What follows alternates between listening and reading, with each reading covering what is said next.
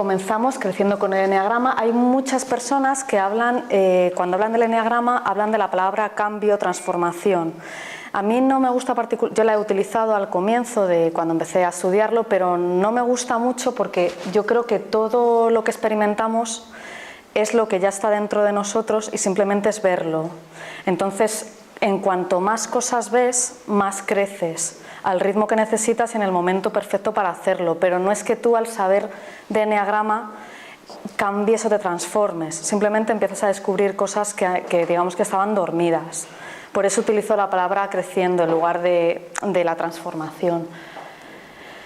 Bueno, no sé si conocéis este dicho de Einstein, bueno, dicen que es de Einstein, pero algunos dicen que no, ¿no? Y la frase, que está incompleta, dice: todos somos genios, pero si juzgas a un pez por su capacidad de trepar a un árbol, vivirá toda la vida creyendo que es un inútil. Y pone este ejemplo de varios animales y el juez que dice: bueno, para una selección justa todo el mundo tiene que hacer lo mismo, subir al árbol. Pues esto es lo que muchas veces nos pasa en la vida real, que lo que, pues, tanto en la enseñanza como en los trabajos, en el día a día, nos miden a todos, digamos, por lo mismo y no todos tenemos las mismas capacidades y tampoco se trata de tener que desarrollarlas, sino que cada uno, digamos, que venimos aquí con una finalidad que no sabemos y seremos muy buenos en unas cosas y en otras pues serán muy buenos otros, y tiene que haber de todo y nada es mejor ni peor. Mi mirada del eneagrama también es, me ha gustado mucho esta imagen porque es como una persona que se mira en un espejo o que ve algo con un filtro. Entonces yo a lo mejor mi filtro es ponerme las gafas de color morado y todo lo voy a ver morado, el tuyo es ponerte las verdes y todo lo voy a ver así. Y otra parte también es, como veis en la imagen, solamente se ve una parte de la cara. Entonces cuando yo llevo estas gafas, que ahora os explicaré cómo se va creando la personalidad, solamente veo una parte de la realidad. Y además, si me creo que esa realidad es la que es, pues la realidad está distorsionada. Entonces ya es un punto muy importante aceptar que nuestra realidad siempre es subjetiva, porque aparte de la ley de la gravedad y otras pocas leyes, el resto es lo que nosotros percibimos. El eneagrama te ayuda a ver esas gafas de sol con las que tú ves tu realidad. Y te ayuda también a no identificarte con ello. Es decir, yo lo veo, en cuanto estoy viendo algo, ya no soy eso, ¿no? Es que lo veo desde fuera. Y por ello es muy importante también la forma en la que se explica. ¿Por qué os digo esto? Porque yo llevo 7 años estudiando eneagrama y oigo mucho el yo soy un tal, yo soy un cual. Es una forma, digamos, coloquial de hablar del eneagrama. Pero las palabras crean realidades y en cuanto alguien dice yo soy, ya está manifestando que es eso y solo eso. Entonces es cierto que es más largo decir mi personalidad es tipo tal o yo opero desde el número tal, pero sí que os digo, por favor, no digáis yo soy, porque en cuanto lo decís ya lo sois, ¿vale? Os voy a contar así muy por encima los orígenes del eneagrama para que sepáis más o menos de dónde viene. Aunque el origen es bastante desconocido, se remonta allá por hace 2500 años. La primera persona que lo trajo a Occidente fue Gurdjieff, entre finales del siglo XIX y comienzos del siglo XX, y él tenía era una persona que era muy espiritual y traía una visión espiritual del eneagrama.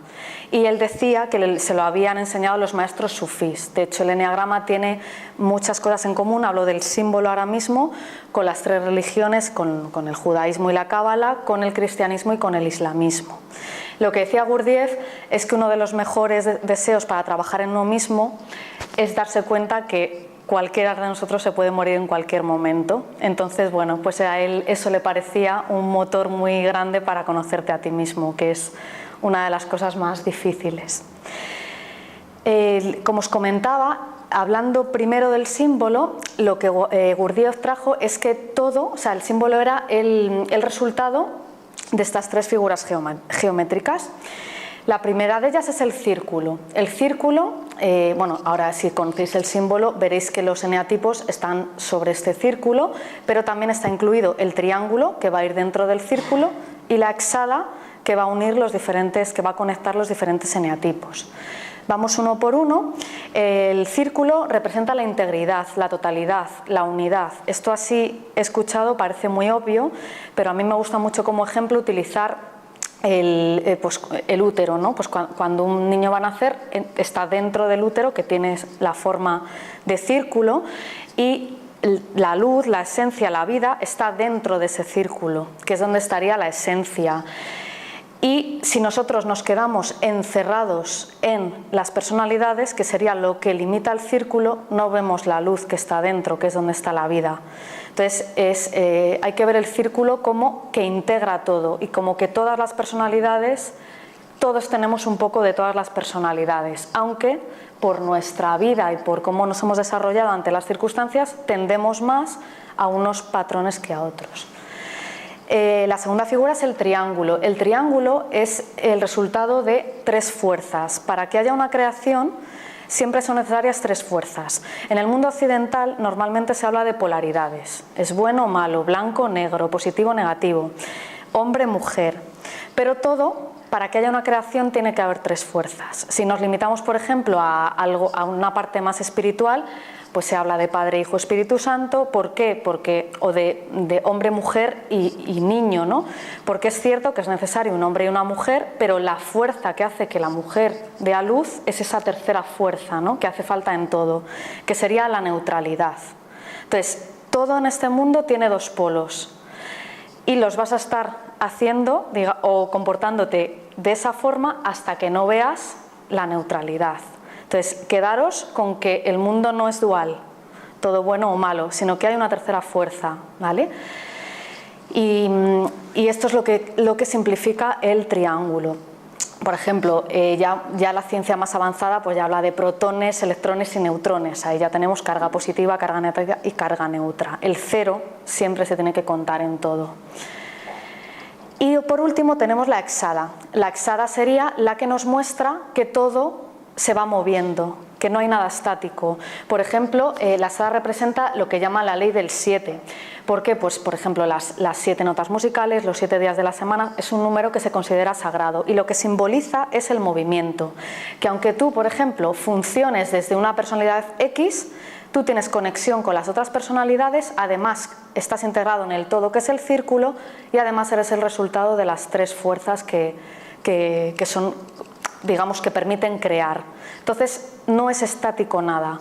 Por eso es lo que simboliza la ley del 7. Hay algunas personas que me han preguntado, y yo me lo pregunté en su momento, sí, ley del 7, pero aquí hay 6 puntas. Alguno lo estaba pensando, ¿verdad? Sí, claro. El tema es que esta se supone que es la puerta hacia tu esencia. Entonces, mientras, no sé si habéis oído también vosotros, no voy a entrar porque sería mucha información, pero por si queréis luego curiosear, a cada eneatipo se le asocia con una pasión, con la ira, con la gula, con la pereza. Ya sé que hay 7, pero luego si queréis os lo cuento aunque no esté la presentación. Entonces digamos que todos podemos cometer, tener esas 7 pasiones y vamos circulando a través de ellas. Entonces es lo que simboliza esta exada, que nosotros vamos circulando a través de todos los comportamientos, y cuando vemos todo, nosotros es cuando aceptamos que la puerta hacia nuestra esencia está dentro, no fuera.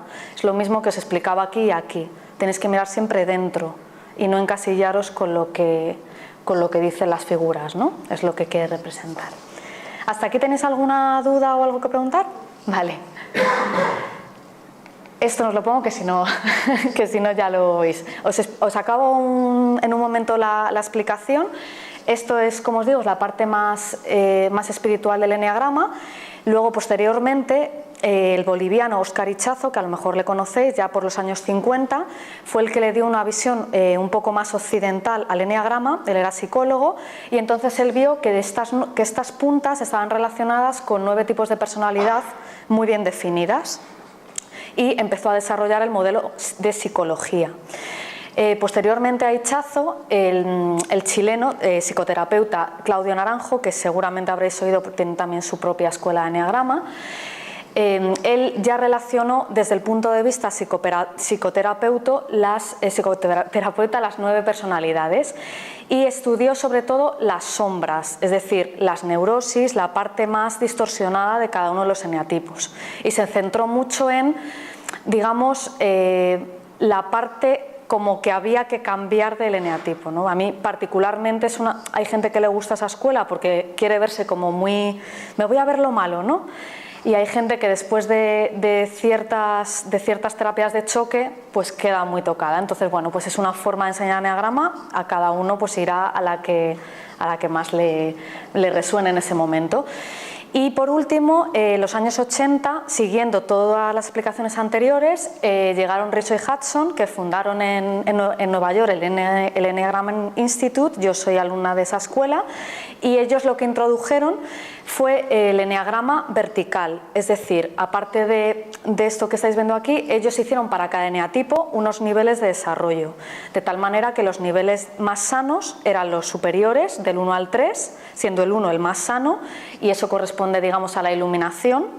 Las partes medias serían el 4, 5 y 6, que son, digamos, estar como un poco en el apego, todos más o menos deberíamos estar en esa franja. Y por último los niveles insanos, que son el 5, el 6 y el 7, que según la escuela pues ya son niveles que, digamos, ya llegarían a neurosis o a problemas que necesitarían de ayuda externa, y eso fue lo que ellos introdujeron.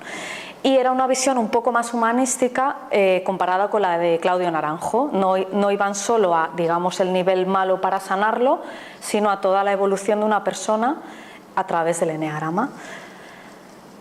Según Rizzo y Hudson, aquí ya entramos en los tipos de personalidad.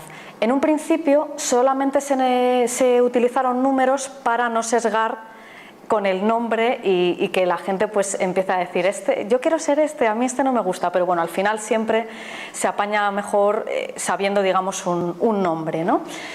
Y así ahora vamos a entrar en cada uno de ellos. Al eneatipo os lo he puesto también con distintos colores por lo siguiente que os voy a explicar, ¿vale? El eneatipo 1 le llaman el reformador, el eneatipo 2 es el ayudador, el 3 el triunfador, el 4 es el individualista, el 5 es el observador o el investigador, el 6 es el leal, el 7 es el entusiasta, el 8 es el desafiador y el 9 es el pacificador. No os preocupéis por los nombres, que ahora enseguida lo vamos a ver. Cada uno de estos eneatipos desarrolla su personalidad, ¿para qué? Para conseguir algo que creen que no tienen. Y ahora voy a entrar un poco más. ¿Qué es lo que ocurre? Que nosotros cuando nacemos, cuando nosotros estamos en ese centro que lo tenemos todo, nosotros al nacer empiezan a ocurrirnos cosas en nuestra vida y creemos que nos faltan cosas y que las tenemos que tomar de fuera. Entonces desarrollamos una personalidad que es una especie de máscara para sobrevivir a estas condiciones. Entonces por eso os digo que no hay nada ni mejor ni peor, porque cada uno desarrolla la que necesita para sobrevivir, y además lo hace de forma completamente inconsciente. Es cierto que influyen pues los patrones de nuestros padres, lo que nos enseñan en el colegio y todo, pero es una forma de supervivencia. Entonces, en cada eneatipo busca algo, aunque no sabe que lo busca. Por ejemplo, el eneatipo 1 buscaría ser correcto, ser perfecto, hacer las cosas como se tienen que hacer. El eneatipo 2 busca estar conectado, tener relaciones con los demás, ser útil a los demás, no perder la conexión. El eneatipo 3 necesita sobresalir, necesita destacar para que los demás le valoren porque no se siente lo suficientemente válido. El 4 necesita sentirse único y diferente porque la diferencia se encuentra especial, no quiere ser del montón. El eneatipo 5 necesita tomar distancia de los demás porque es muy hipersensible, y entonces cuando se implica mucho resulta que parece que su vida peligra, entonces se esfuerza en tomar distancia. El eneatipo 6 se siente inseguro, ve muchas amenazas en el mundo exterior, prevé un futuro incierto y eso le hace buscar en todo la seguridad. El eneatipo 7 necesita sentir que la vida le da entusiasmo, le da pasión, le da alegría y la va buscando fuera en lugar de buscarlo dentro. El eneatipo 8 busca sentirse poderoso, sería un poco o me comen o como yo primero. Entonces son estas personas que como que desafían a los de enfrente, ¿no? Para que no se lo hagan antes a ellos. Y el eneatipo 9 necesita sentirse en paz. Es una persona que no le gusta el conflicto, que le gusta que todo el mundo, digamos, esté en paz, unido, y digamos que busca siempre esas situaciones de consenso y de paz. Bueno, vamos a comenzar con... Hay muchísimas formas... Perdón, ¿alguna pregunta hasta aquí? ¿El 9 se puede considerar un tópico? Explícame en qué sentido tópico. Porque a ver, es que es imposible que todo el mundo esté con... Realmente... Él lo ve. Claro, si él ve que sí se puede, la buscará. Él ve esa utopía. Claro, no, realmente nada de esto es posible. Nada de esto es posible. Y de hecho esa es la paradoja, que como mi profesora dice, la parajoda de cada uno de los eneatipos. Porque tú nunca vas a ser perfecto, ni vas a conectar con todo el mundo, ni todo el mundo te va a valorar, ni vas a ser único en todo, porque ya lo eres, ni vas a poder tomar distancia. O sea, por eso es una máscara, porque yo me creo que haciendo determinadas cosas va a ocurrir lo que yo creo que me da paz, y resulta que ocurre justo lo contrario. De hecho, está muy bien que pongas el ejemplo del eneatipo 9, porque, por ejemplo, son personas, imagínate que tú tienes un amigo que funciona como un eneatipo 9 y sois muy amigos. Tú tienes una pelea o te enfadas con alguien y tú dices, jolines, no me da la razón o no se implica, y él lo que no quiere es que haya conflicto, pero lo que puede provocar precisamente es que, como no se toma partido, pierde un amigo, y es lo que más miedo le da. Entonces, como os he comentado que todo tiene un péndulo, o sea, todos son las dos caras de la misma moneda, aquí es igual. O sea, si yo busco en la cara de la moneda sentirme en paz, en la cruz voy a tener que alguien se va a ir de mi lado precisamente por no implicarme. Entonces... Pero si todos tenemos un poco de cada... Sí. Bueno, pues en algún momento, digo yo, que en cada momento a lo mejor es una cosa diferente, ¿no? Sí, o sea... Lo que vas a manifestar o lo que vas a... Sí, buscando. lo que pasa es que la personalidad, y esta pregunta me la hacen también mucho, es ¿se puede cambiar de eneatipo? No. O sea, no es que, vamos a ver, esto es una herramienta, por supuesto está al servicio de la persona que la esté utilizando, ¿vale?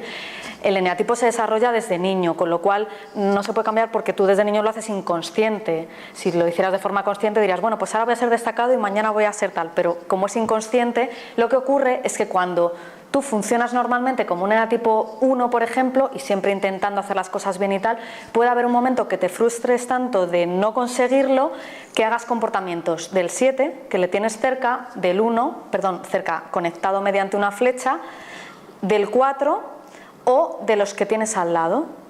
Entonces, cuando mi estrategia no me sirve, porque es que por más que lo intento no hay manera, puedo adoptar estrategias de los eneatipos con los que estoy conectado.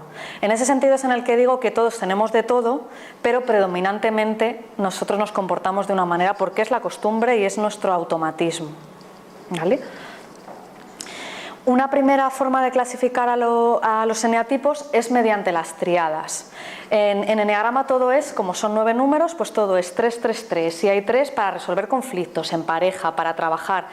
No, eso sería un mundo, pero la más básica de todas es la de los centros o triadas, que a su vez, ¿por qué se llama así? Porque se relaciona con la clasificación que los neurocientíficos han realizado sobre el cerebro humano. Comienzo con esto y luego os lo voy a relacionar con las triadas. En el cerebro humano hay tres partes. La parte basal, que sería la más animal, es el cerebro reptiliano. El cerebro reptiliano es el que se encarga de responder, digamos, al ataque. Es decir, me viene un león y o corro, o me hago el muerto, o me mata. O sea, es algo muy instintivo. También es el que regula la temperatura, pues tengo frío, tengo calor, tengo sueño, tengo sed. O sea, es como, digamos, los 4 fogones de mi cocinita, los enciendo cada uno para una cosa. Esto es lo, digamos, instintivo. Después subimos un nivel en la evolución y tenemos el cerebro límbico, la amígdala, la brisoide, es el cerebro emocional. Este cerebro emocional es el que tiene la memoria de lo que me va ocurriendo durante mi vida. Entonces, es la que recuerda un olor, una cara, una sensación, pero sin analizar. Ahora os voy a poner un ejemplo de cómo pasaría una sensación a través de los 3 cerebros. Y después tendríamos la parte más mental, que sería el lóbulo frontal o el neocórtex, que es el que permite analizar y es, digamos, el nivel más elevado de pensamiento en la evolución. Un ejemplo, yo por ejemplo voy andando por la calle y de repente me da como una mala sensación en el cuerpo. Eso sería cerebro reptiliano. Y de repente digo, ahí va, es que este olor es de mi ex. Ahí va, ya me he acordado del ex tal. Y eso sería Es decir, relacionar el olor con la sensación asociada sería subir un nivel, iríamos al límbico. Y razonar por lo que es, vale, es que es lo que llevaba mi ex cuando discutíamos, yo qué sé, y entonces has hecho ahí toda la evolución. Entonces, de forma análoga a este esquema, funcionan las tríadas en el eneagrama, de tal forma que tenemos una tríada del instinto, otra del sentimiento y otra del pensamiento. La del instinto se relacionaría con el cerebro reptiliano, la del sentimiento con el límbico y la del pensamiento con la parte del lóbulo frontal. Lo he puesto así en colores también para distinguirlo. Os voy a decir cosas muy básicas. Primero, que tengáis en cuenta, no significa que los eneatipos de instinto sean más instintivos que el resto, ni que los del sentimiento sean más sentimentales, ni que los del pensamiento sean más listos o piensen más. Lo que refleja las tríadas es donde están nuestros mayores miedos y nuestras mayores defensas y mecanismos, digamos, reactivos. Os pongo un ejemplo. Una persona que está en la tríada del sentimiento se va a dejar guiar más, o sea, el corazón es lo que más le va a afectar y va a anular de alguna manera en primera instancia, todos vamos a utilizar todo, pero en primera instancia a una persona de esta tríada le vendría antes la emoción asociada que, por ejemplo, el pensamiento o la reacción. Pero esta cadena la va a hacer igual, pero se centra más en una de las partes. Pero no significa, insisto, que sea más sentimental que las otras personas. Entonces, ¿qué es lo que ocurre? ¿Por qué es interesante ver esto desde este punto? Porque yo ahora luego os diré mi eneatipo, pero si yo estoy en este punto y yo sé que mi eneatipo tiende a la tríada del pensamiento, lo primero que pienso normalmente me va a engañar, porque es mi mecanismo de defensa. Entonces es como, vale, párate, respira y a lo mejor un poco más tarde te viene el sentimiento y te viene la reacción. Pero es lo que antes te va a traicionar. Entonces digamos que esta tríada se perdería en sus pensamientos. Le cuesta más sentir y en cambio piensa mucho en lo que va a pasar, en lo que va a ocurrir y entonces... Es de dar vueltas a la cabeza. Exactamente, que lo pueda... Una sensación o sobre una situación. Claro, ahora os voy a escribir un poco cada una. Empezamos con el instinto. Para la tríada del instinto es muy importante el entorno, es decir, la relación que mantiene con el afuera. Es como, yo estoy aquí y tú estás aquí. Y yo necesito saber que este es mi sitio, que aquí hay una membrana y que ese es tu sitio. Entonces son personas que les importa mucho en el tema económico tener su propia casa, que nadie les mantenga, ellos tener su autonomía. La palabra para ellos sería autonomía. Entonces son personas que de forma natural ellos tienen unos límites, que tú los veas o no es otra cosa, pero para ellos los hay y son físicos. Y ellos sienten mucho en el estómago. Es decir, pasa alguna cosa, a lo mejor no saben por qué, pero enseguida notan una sensación en el cuerpo. Por eso os comento que, en este caso, para ellos actúa en primer lugar el cerebro reptiliano. No significa que no tengan la emoción luego y tal, pero lo primero es el cuerpo, ¿vale? Puede ser en cualquier sitio, pero sí que es cierto que al igual que esto son niveles, digamos, que fisionómicamente están situados así, en el cuerpo también. El cerebro reptiliano se muestra sobre todo en el estómago, la parte emocional es sobre todo en el pecho y la parte mental es como de la cabeza, de dar vueltas y demás. No significa que que una reacción de una persona instintiva no pueda ser en la cabeza. Pero sí, normalmente se relacionan con esas zonas del cuerpo, es más físico, sí. Entonces las preguntas que estas personas se harían son como, bueno, ¿dónde está mi lugar? ¿Dónde empiezas tú y dónde acabo yo? ¿Dónde están los límites? Uno que siempre hay uno, ¿Sí? o puede haber dos. Puede afectarte a la barriga y a por supuesto, te puede afectar a la vez en muchos, o sea, en varios, sí. Sí.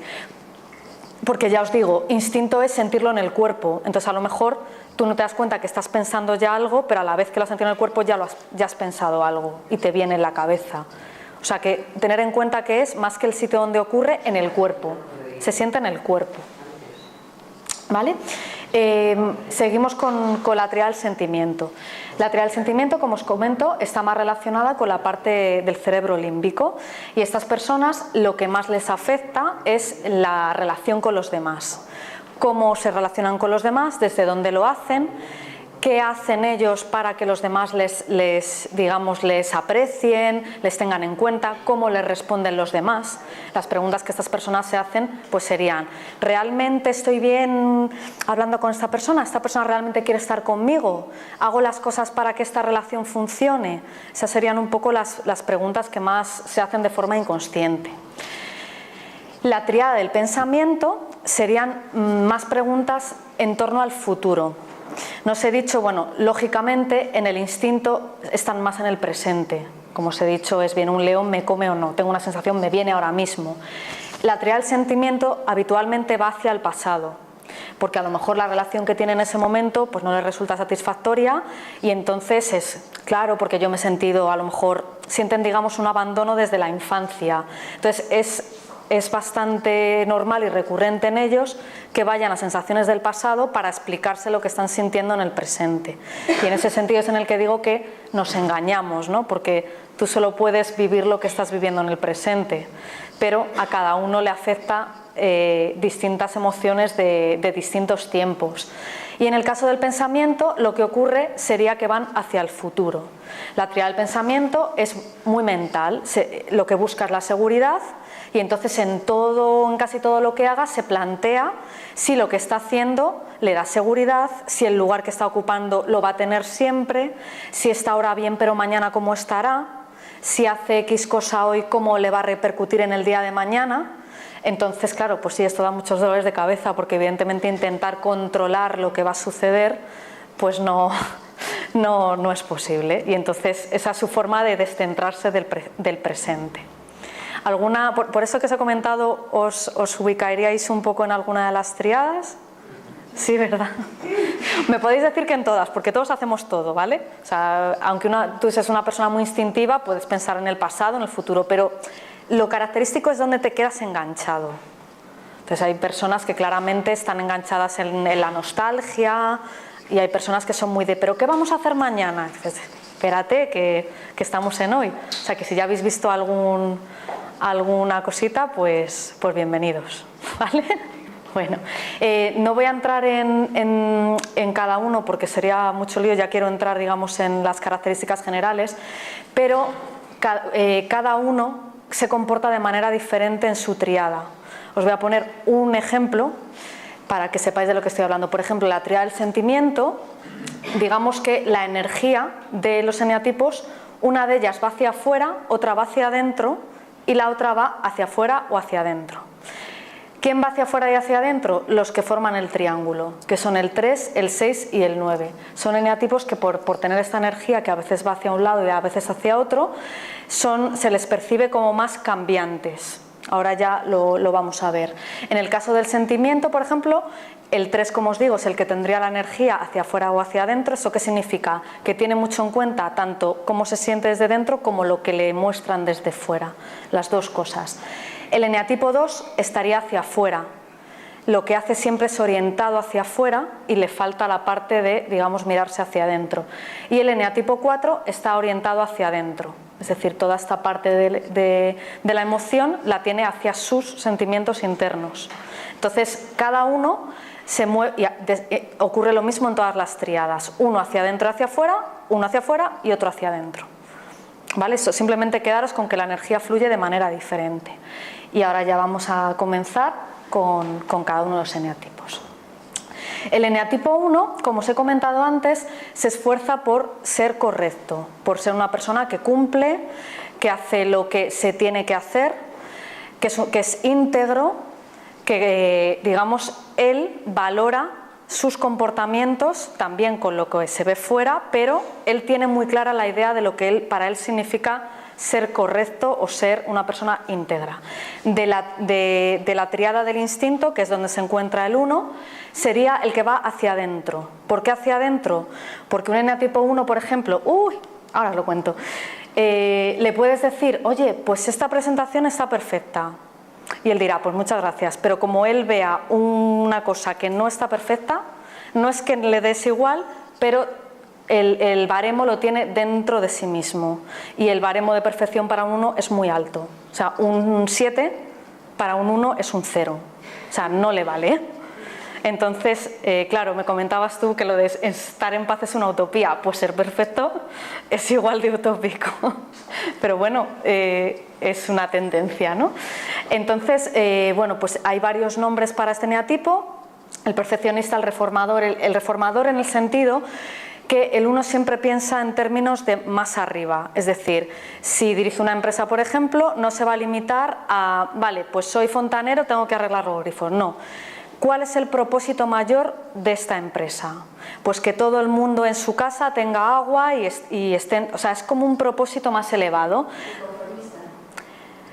Sí, son inconformistas, pero no son revolucionarios. El inconformista puede hacer positivo o negativo.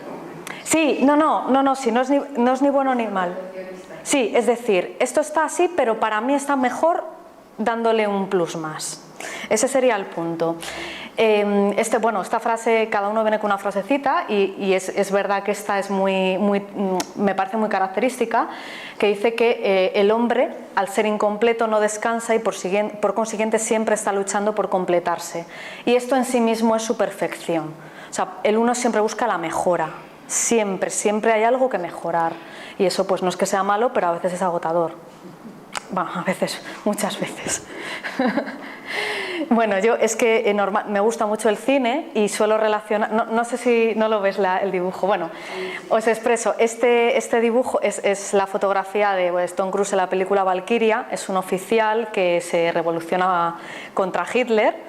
Bueno, pues digamos que muestra cómo se opone al sistema, cómo tiene una forma de hacer las cosas correctas, cómo se enfrenta a todos los oficiales, aunque todo el mundo le dice, pero que Hitler te va a matar, no le da igual porque para él el fin es superior y para él Hitler es una amenaza para Alemania y lo que tiene que hacer es seguir su camino para que el pueblo, digamos, renazca, ¿no? Para que no haya muertos y demás. O sea, tienen principios muy ideales. Entonces, algunas de las características del uno, ya os las he comentado, que son personas nobles, de acción, de altos principios, son visionarios, es decir, no se quedan en lo que están viendo en el momento, son capaces, como os digo, de ver el fin superior, son muy vehementes cuando creen que algo tiene que ser de una manera, les cuesta, digamos, esto por aquí ves que no te está saliendo, no, es que tiene que salir. Entonces pueden ser muy vehementes. De niños fueron niños, digamos, buenos, ¿no? Y adultos muy tempranos, porque precisamente siempre tuvieron en su interior se debe hacer esto, ¿no? Y esto es lo correcto, y a veces a uno le cuesta mucho distinguir entre lo que quiere hacer y lo que tiene que hacer. Digamos que asume como querer lo que hace porque tiene que hacerlo. Por eso antepone la obligación muchas veces al disfrute o a la satisfacción. Y luego sí. Esa palabra es más de otro eneatipo. Pueden serlo, pero no es por la parte de ser responsables, sino como la parte de esto es lo. Sí, asumir responsabilidad la asumen, pero para ellos es más como no, es que tengo que hacerlo, es así, no es que nadie le pida, sino que yo mismo me lo exijo. O sea, digamos que responsabilidad es más otro eneatipo que ahora vamos a ver, que le viene más desde fuera. El uno se lo impone él mismo. Es un poco la diferencia. ¿Alguna duda sobre...? Bueno, con esto a lo mejor ya os suena alguien, ¿conocéis a alguien? Os puedo poner ejemplos de famosos, en plan bien y en plan no también. Por ejemplo, Mary Poppins funciona como eneatipo 1, ¿no? Si la veis, pues ella es también es divertida, pero es una persona pues como muy derecha, lleva a los niños, les educa, les lleva por unos sitios, las cosas son como ella cree, el orden, muy pulcra. Si lo ponemos en el lado negativo, podría ser la señorita Rottenmeier, o sea, una persona demasiado estricta. Unos un poco así también de aquella manera, pues una Margaret Thatcher, o sea, personas, digamos, se le ve, es que a un eneatipo 1 el rictus se le nota. Se nota que van muy derechos y que tienen como cierta tensión en la mandíbula también. También personas con ideales muy elevados. Che Guevara dicen que era un eneatipo 1. Entonces, bueno, pues pensar en personas con ideales muy elevados. El eneatipo 2 es, os lo he puesto en otro color porque es ya de la tríada del sentimiento. El 2, el 3 y el 4 están en la tríada del sentimiento, son los que se esfuerzan por la relación que mantienen hacia los demás. En este caso, el eneatipo 2 tiene un esfuerzo por conectar con todos los de su entorno. ¿Y qué es lo que hace el eneatipo 2 para esto? Dar y dar y dar. Es un ayudador compulsivo de alguna manera, ¿no? Entonces tiene su parte, digamos, ya os he dicho que no hay positivo ni negativo, pero su parte que muy bien, a todos nos gusta tenerlo en nuestra vida, y hay otras partes que, digamos, son menos acertadas, ¿no? Varios nombres se le dan: el ayudador, el altruista, el seductor, el conquistador, le llaman así. La frase que dice, muy característica del 2, un 2 te diría, ¿no? Pues frente a la adversidad difícilmente podrías soportarlo si no tuvieras un amigo que sufriera más por ti que tú mismo, ¿no? La figura del 2 es mucho de las abuelas de antes, ¿no? Pues que de forma educacional, pues eran las que no te levantes, que ya te lo sirvo yo, ya lo hago yo, que a veces está muy bien, pero otras veces te puede resultar a lo mejor invasivo, o bueno, que ya déjame a mí tranquilo que ya lo hago, ¿no? Son personas que enseguida te dan y se esfuerzan mucho porque de alguna manera, aunque les sale de forma inconsciente, ellos dan lo que a ellos les gustaría recibir. Entonces es inconsciente, o sea, no es te doy para que tú tal, pero en el fondo de ti mismo tú tratas como te gustaría que te trataran a ti. Y entonces este es el tipo 2. Bueno, esto es otro, no sé si habéis visto la peli Chocolate. Bueno, pues esta es de la actriz Juliette Binoche. Lo pongo así con una comida porque es muy típico. El 2 se relaciona mucho con la comida, ¿no? Con lo de dar de comer o nutrir a los demás. No tiene por qué ser haciendo comidas, pero siempre te nutren. Y es siempre, ya os digo, hacia los demás. El eneatipo 2 se esfuerza mucho en saber qué es lo que tú necesitas. Tú eres mi mejor amiga, vale, pues yo sé que te gusta ir a patinar, ir al cine, no sé qué. Pues aunque a mí no me guste, yo me voy a ir contigo, porque vas a saber que yo soy esa amiga que siempre va a estar contigo.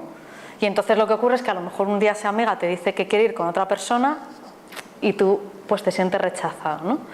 Y eso sería un poco, os puedo poner ejemplos de eneatipo 2, pues una Juana de Arco, o sea, personas como que Eva Perón, que siempre es, digamos, hacia afuera, es la ayuda hacia afuera, es el yo me desvivo por el pueblo. Pues eso sería algo parecido, digamos, a un eneatipo 2. Son serviciales, siempre están ahí, siempre puedes contar con ellos. Son muy sensibles y muy detallistas porque son sensibles a lo que tú necesitas, pero se olvidan de lo que ellos necesitan. Esa es una característica muy de ellos. Poseen varios yo, es lo que os he comentado. Como a ellos les cuesta mirarse hacia adentro, ellos tienen varios yos en función de quien tienen enfrente. Entonces, si yo tengo que ser la mejor patinadora ahora, lo voy a ser. Si ahora no me gusta patinar, jolín, pero si conmigo fuiste ayer, ya, pero me he lesionado, porque la otra persona lo que quiere es ir al cine, pues yo no patino y me voy al cine, y se les olvida lo que ellos quieren en realidad. Su imagen pública es muy importante. Toda la tríada del sentimiento les va a importar mucho la valoración externa. Entonces la imagen que den, cada uno para una cosa, con una motivación, es muy importante. No le gusta nada la soledad. Esto no significa que no puedan estar solos en su casa viendo una película y comiendo pipas. O sea, no es esa soledad, sino el saber que no tienen, digamos, alguien a quien darle sus servicios. Eso les aterra. O sea, les gusta que alguien les diga, oye, ¿me ayudas a tal? En cambio, si tú se lo preguntas a ellos, ellos te dirán normalmente que ya se las ventilan ellos solos. Son en ese sentido como más orgullosos, ¿no?